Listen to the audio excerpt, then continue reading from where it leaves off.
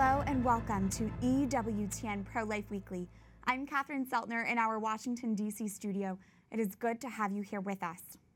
President Donald Trump signs the first pro-life law in 14 years, allowing states to defund Planned Parenthood. The legislation lets states deny federal family planning dollars to Planned Parenthood and other abortion providers. It erases a rule finalized shortly before former President Barack Obama left office, preventing states from blocking the money. Pro-lifers say these dollars can now go to life-affirming clinics, and it allows states to decide what is best for them.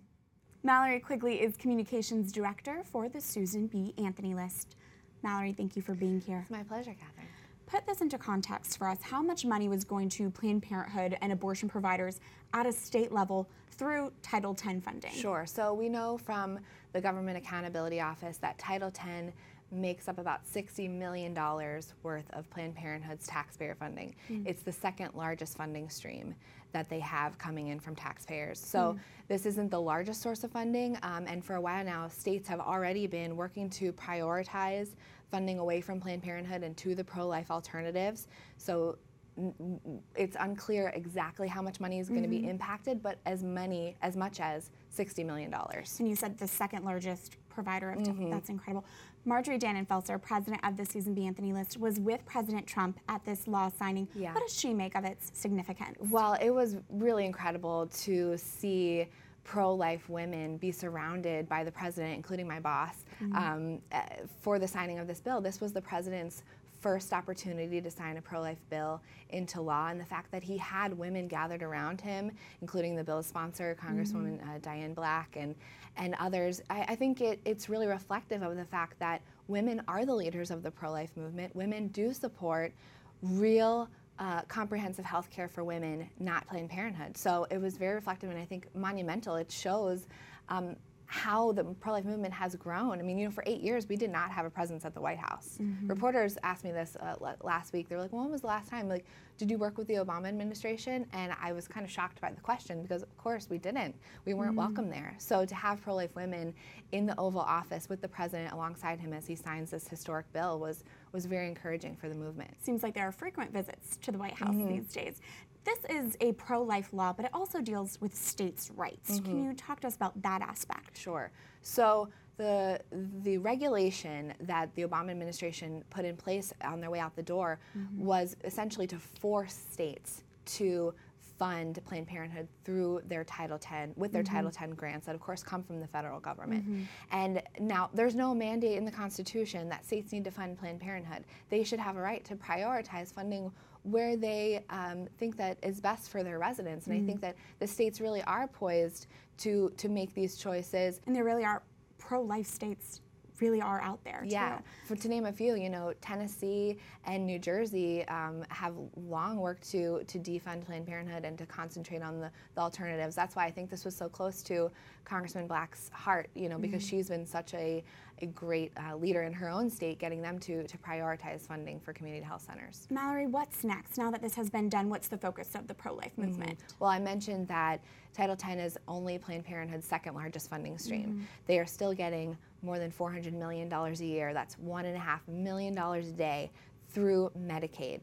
And so that's the eye on the prize. We got to keep our eye on it as we work to reprioritize that funding through pro-life healthcare reform.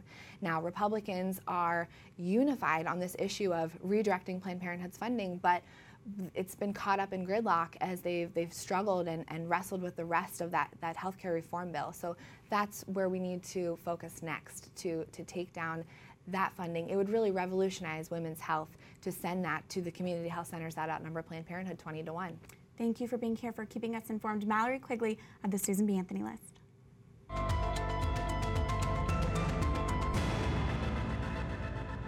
For this week's call to action, we are calling on Congress to defund Planned Parenthood.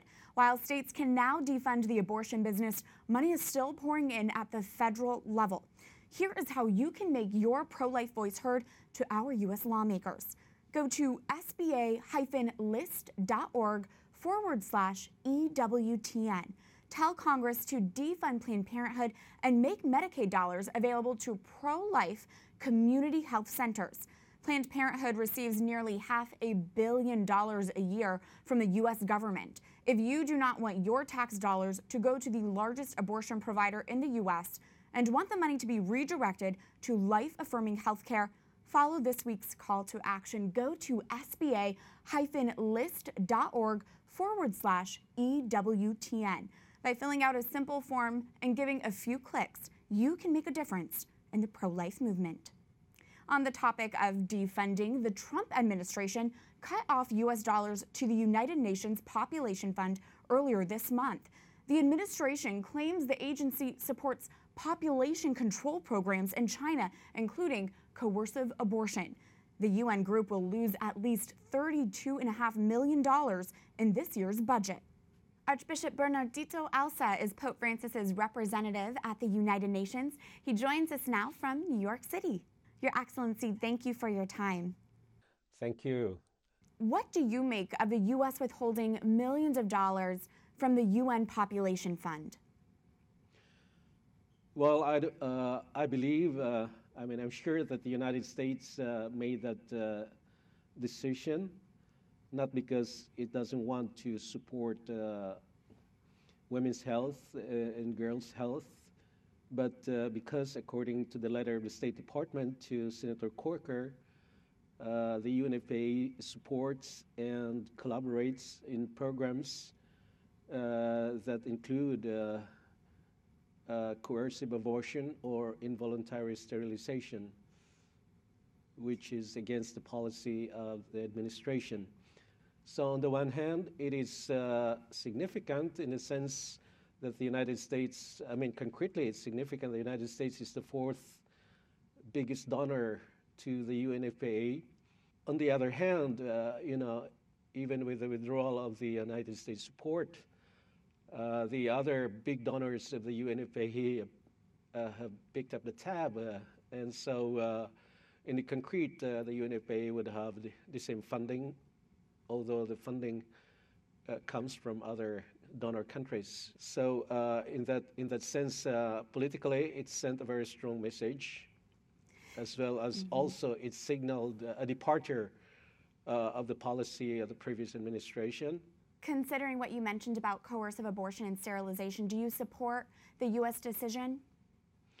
Well, if it is what they say, certainly everyone should support that, even those who are big supporters of the UNFPA. Nobody could ever accept coercive abortion nor involuntary sterilization. They are condemned, not only by our conscience, by our moral principles, but also by international laws and conventions. So we completely agree. If this was the reason for the withdrawal, for the stopping of the funding, then I don't think anybody could be against it. Your Excellency, the UN has a list of sustainable development goals, including one about increasing access to sexual and reproductive health care services. What does the UN mean by that language, and what is the Vatican's stance on that goal? There has been a kind of a misinterpretation of the Holy See support of the Sustainable Development Goals, even criticizing the Holy Father. But I think we would like to ask those people to look at all our reservations on the Sustainable Development Goals. The overall assessment, the assessment of the Holy See, overall, the whole vision of the 2030 Agenda for Sustainable Development is, as the Holy Father said, hopeful and in a big sense positive, But we have indeed made very explicit reservations, and on these targets that you have just mentioned, where these terms are being mentioned, and we have made our reservations clear. We have published that in many parts, and we have expressed that immediately after the vote as an explanation of our reservation. And it is public. It is on our website, and it was also it has been sent also to all the Episcopal conferences in the world. But of course, it has not prevented some countries and some UN agencies from using these terms and expressions to also interpret as including abortion. That is our biggest reservation there. Even though the Sustainable Development Goals overall, I mean, is positive. You know, it's about, you know, cleaning environment, sustainable cities, global partnerships, peaceful institutions, etc. These are certain terms in which we have made explicit reservations or contrary opinions. Archbishop Bernardito Alsa, Pope Francis's representative at the United Nations, thank you for joining us. Thank you very much. Turning to more life news, in a series of court decisions, Arkansas is forced to stop a wave of executions scheduled to start this week. Arkansas planned to resume capital punishment for 8 inmates in 10 days. Republican Governor Asa Hutchinson defends the aggressive schedule as necessary because the state supply of a key lethal injection drug expires at the end of April. The Diocese of Little Rock's Bishop Anthony Taylor calls for continued prayers for the abolition of the death penalty. In Tennessee, a federal judge halts the enforcement of 2 pro-life laws. One of the laws requires abortion providers have hospital admitting privileges. The other requires abortion clinics meet hospital-level surgical standards. The state attorney general's office says it will continue to defend the abortion counseling requirement and a 48-hour waiting period for women seeking abortions. The halting order came down on Good Friday. Indiana's Senate sends Governor Eric Holcomb a pro-life measure protecting more minors from getting an abortion. The bill requires a judge to consider notifying parents of a minor seeking an abortion.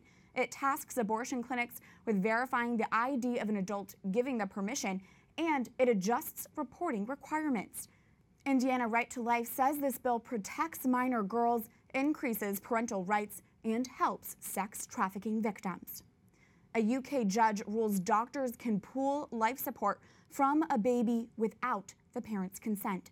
Baby Charlie Gard has a rare disease. He's fed through a tube, breathes with an artificial ventilator, and is unable to move. His parents want to keep the 8-month-old on life support to bring him to the U.S. for an experimental treatment. But last week, a high court judge in the UK ruled it was in the baby's best interest for doctors to withdraw support from Charlie and place him strictly on palliative care. BBC reports Charlie's father shouted no and burst into tears upon hearing the court ruling. The baby's parents are considering an appeal. A Swedish court rules against a midwife who refused to perform abortions. Eleanor Grimart claims she was discriminated against and denied jobs because of her pro-life stance. Sweden's labor court said last week it found no cause her freedom of opinion and expression had been violated. Grimart is considering taking her case to the European Court of Human Rights. This case is not the only one where religious liberty and pro-life issues intersect in the courtroom or in the hospital. To further examine the role religious liberty plays in being pro-life, we are joined by tonight's expert panel. Lewis Brown serves at the Christ Medicus Foundation, and Kelly Fedoruk serves as legal counsel with Alliance Defending Freedom. Thank you both for being here. Sure. Thanks, Catherine, for having us. Yeah. So first off, what is your reaction to this Swedish court ruling? What does this signal to pro-lifers? Well, it's really unthinkable that the government is trying to make as a condition of employment of the medical professional's willingness to perform an abortion. I mean, this poor woman, Eleanor, she's been 3 times denied a job simply because she wants to protect life. But I think really this is more symptomatic of a much larger problem that we're seeing across not only Europe, but here in the United States, where healthcare providers are no longer able to uphold the Hippocratic oath they take to do no harm. And I think the bottom line is, will those medical professionals, doctors, nurses, nurse practitioners, will they be able to go into the profession and stay in there and save lives? Or will they be forced by the government to leave the profession because they can't violate their conscience and end a life? Right, and Catherine, what you're seeing is the danger of where we could go in the United States if we fail to protect the right of conscience, the right of religious freedom in healthcare. You're no longer talking about whether abortion should be legal or not, but we're now saying the government is going to potentially in the United States, if we don't protect conscience, compel folks in the medical profession, hospitals, healthcare providers to actually do abortions, or you can't be in the profession whatsoever. And that's not a place where we want to go as Americans. This isn't just an issue that's abroad, like Right. you mentioned. And Kelly, your group is working on a case in California that deals with religious liberty in healthcare. Can you talk about that? That's right. Well, in 2015, California passed a law that essentially forces pregnancy resource centers to become essentially a free advertising agency for the abortion industry. It forces them to promote abortion and also to post signs in their windows telling women where they can go to get an abortion, including places like Planned Parenthood. But this violates these pregnancy care centers, violates their First Amendment freedom, their freedom to be able to speak freely, speak a message consistent with their conscience. And so we've appealed the Ninth Circuit Court of Appeals ruling to the U.S. Supreme Court, asking them to preserve these pregnancy resource centers who are really just trying to serve women, bring them hope, bring them free services, bring them free diapers, trying to protect them so that they're not punished for their pro-life views. And Louis, your group, the Christ Medicus Foundation, was created in part to protect religious freedom in our healthcare. Why is this something that Catholics and pro-lifers need to seriously consider? Sure. If we don't protect the right of conscience in healthcare, we can't have a culture of life in the United States of America. If we don't protect the right of conscience in healthcare, we really can't be who we are as Americans. If we really want the best quality medical system in the world, we have to have one that is free, which means we have to have one that is based on the patient, based on the person, the decision between the physician and the patient. If we have the government stepping in, compelling physicians to perform certain procedures, compelling physicians to do things that are not consistent with what they believe they ought to do, what's best for the patient, what's consistent with their conscience, we can't have a free healthcare system. We can't have a quality healthcare system. We can't have one that's based on the patient. It would be based on the government. And so we don't want to see that. We want to see an American healthcare system where folks have access to care, but where doctors and patients are making that decision consistent with their conscience, consistent with their religious freedom. Kelly, the Supreme Court case Zubik versus Burwell was sent back down to the lower courts. It dealt with whether religious nonprofits are required to provide contraception to their employees. You represent clients involved in this case. What's the latest? Well, the cases are still pending down in the lower courts, and we're hopeful that the Trump administration will soon issue new regulations that protect these colleges, these universities, and nonprofits, including Little Sisters of the Poor, will protect their freedom to provide employee healthcare coverage that's consistent with their conscience, and as Louis was saying, that doesn't force them to violate the very convictions that inspire them to serve. Louis, you sat down recently with President Trump along with other healthcare leaders. What was your message to our president, and how did he respond? My message to the president was the importance of protecting the right of conscience when it comes to taxpayers, so that they're not forced to be paying for the public funding of abortion and health care. And he was very receptive to that. He's very supportive of prohibiting the public funding of abortion in health care. I find him to be receptive of it. And he's also very receptive and very supportive, along with Secretary Price, both of them together, very supportive of having an American healthcare system that's based on the patient, not the government at the center. And part of what we saw in the last administration was the government being at the center of healthcare, saying, essentially, we want to subsidize the public funding of abortion, which violates the conscience of all of us as tax-paying Americans. Kelly, what is your hope from the Trump administration when it comes to religious liberty and life-affirming health care? Well, he's talked about all these threats, so it's really no surprise that the Trump administration, or President Trump, during his campaign was very clear that one of his first priorities was going to be to protect religious freedom.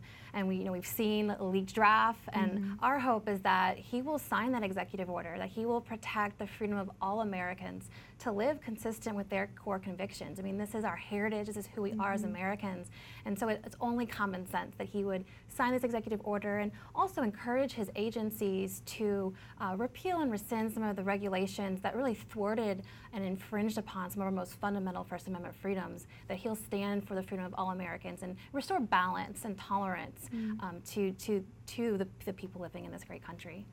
Louis, you are calling on Congress to put conscience protection into our health care. What exactly are you hoping to see, and do you think it's likely? Sure. There's two things. The first is the Conscience Protection Act, which would effectively protect medical providers, doctors, physicians, healthcare entities from being coerced by the local or the federal government into any way participating in an abortion, facilitating it, funding it, operating it, doing it. But we also, more long-term, want to see a federal law that says folks that have a moral or religious objection to doing some type of practice or procedure are free to not do that. They're protected if they refuse to do a certain procedure that violates their faith, that violates their conscience. And we know that conscience is the first freedom. If we don't protect the right to believe the right to do what we believe we ought to do, we can't have a democracy. And so that's why it's so fundamentally important. This is something we'll continue to follow closely here. Callie Fedoruk, Lewis Brown, thank you both for being here. Thanks for having us. Thank you. When we come back, one journalist who covered the abortionist Kermit Gosnell's court case explains why he now believes pro-lifers speak the truth. Stay tuned as EWTN Pro-Life Weekly continues after this break.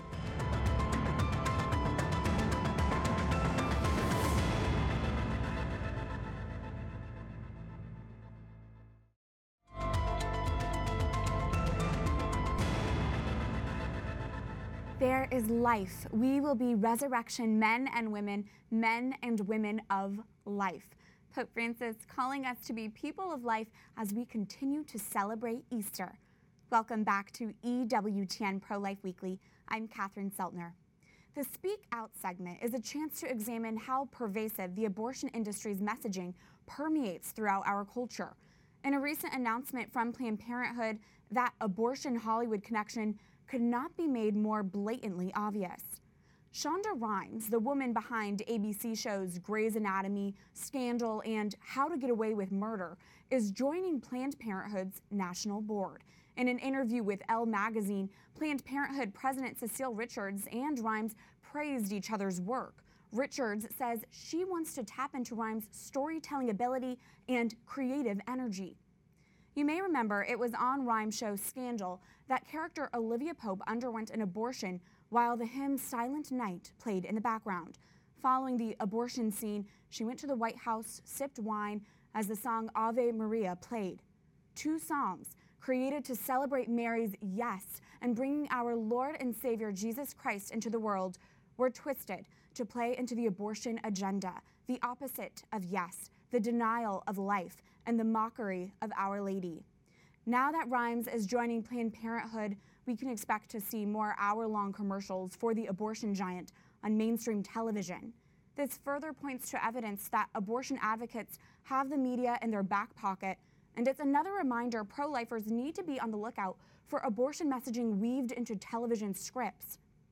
Shonda, for someone who advocates for women, what about using your platform to tell stories about women saying yes to life in adversity, women who work hard to support the child with whom they've been blessed? I know you're the producer behind How to Get Away with Murder, but that doesn't mean you should help Planned Parenthood to do just that. Remember, there is something you can do to counter today's culture of death by following this week's call to action. Go to sba-list.org/EWTN. Tell Congress to defund Planned Parenthood and send Medicaid dollars to life-affirming health centers instead. Philadelphia abortionist Kermit Gosnell is serving life in prison for first-degree murder and involuntary manslaughter. It was a heinous case that barely saw national media attention.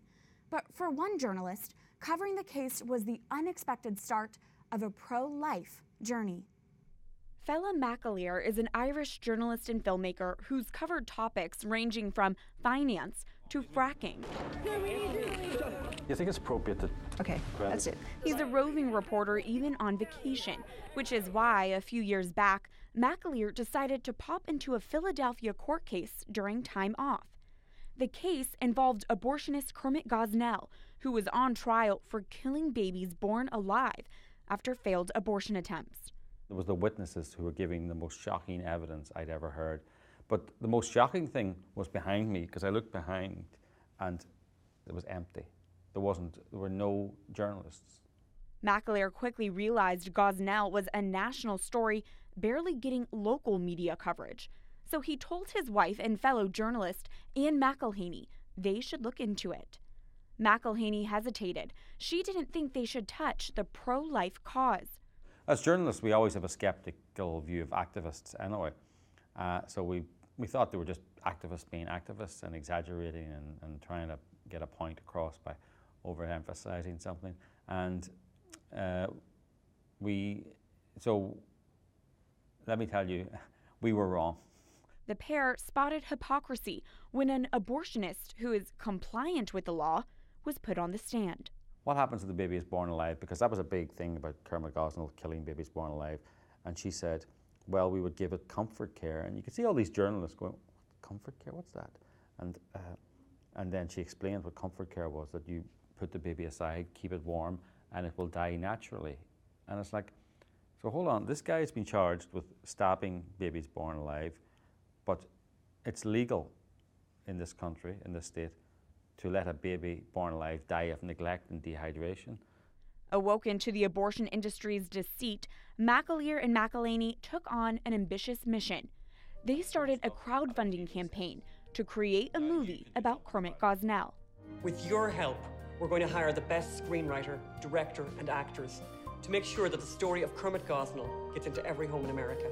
The campaign raised more than $2 million, the most for a movie project in Indiegogo's history. The filmmakers plan to release the Gosnell movie as an independent theatrical release this fall because they're struggling to get a distributor. Hollywood said it was too controversial for it, which is a complete joke because Hollywood releases pro-abortion movies all the time. The married pair of investigative journalists also recently released a book, Gosnell, the untold story of America's most prolific serial killer. The mainstream media have ignored the book altogether, completely, 100%. And the book went straight into Amazon bestsellers. As with all his projects, McAleer is clear.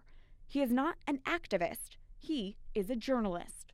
It's not my job to change the conversation, right? But it's my job that people have the truth. That's it for this edition of EWTN Pro-Life Weekly. You can reach us anytime with questions, ideas, comments at prolifeweekly@ewtn.com. I look forward to seeing you here again next week. Life is a gift. God bless.